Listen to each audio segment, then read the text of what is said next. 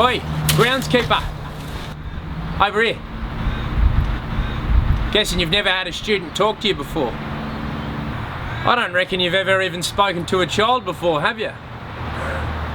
Is that weird or not? I don't know. Hey listen, I just wanted to commend you on the rather thankless job that you do, keeping these school grounds looking just slightly shit. I usually make a point not to acknowledge you 99% of the time, even with a hello or a simple smile, as does anyone who steps on these grounds.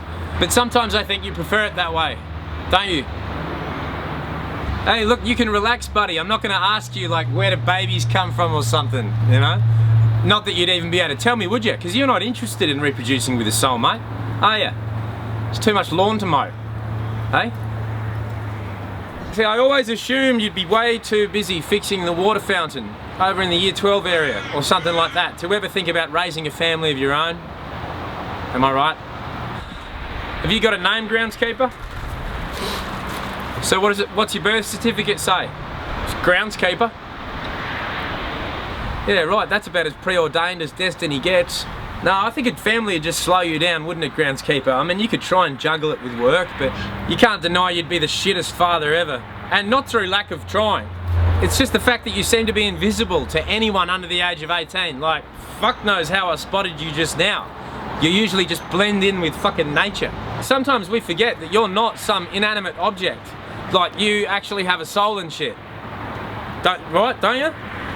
In fact, there was that one lunchtime when your lawnmower sparked up and you fully caught fire. The ambos came eventually, but us kids, we just kept kicking the footy over you, didn't we? Like, and it's funny, but it's like, I think it's just the fact that most people assume, and I think rightly so, that it would take a lot to kill a groundskeeper.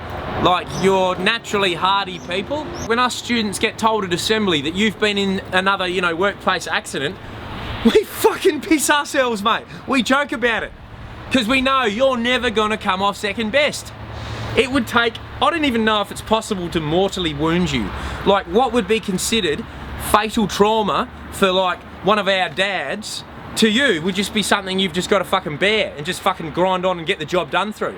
Is that right? Yeah, fucking. You look like you've been sweating non-stop since fucking 1982, and I bet your fucking lungs are nothing more than dried up fucking blue bags of asbestos after you tore up the fucking transportable building with your bare fucking hands. What were you thinking? Oh, look. You know, it's commendable, it is. It's the fact that you dedicate yourself to stuff that no one gives a fuck about. Like, what are you doing right now? I'm planting trees for the wetland, mate. See, that's my point exactly. Like, what? Come. Hey, I noticed you spoke just now. What's the go there? You speak? Like, how many words does a person have to know to get by with this job? Like, 1,000? 500? Surely not less than 100. I got by when I was fighting in the South Vietnamese army. I got by with 100 words fighting guerrilla warfare. So I get by with about the same here, 100 words. Oh, you're a veteran? No shit. Did I trigger any crazy fucking flashbacks in your head? Any night terrors? Oh yeah, mate. You're reminding me why I fucking hate kids. That's for sure.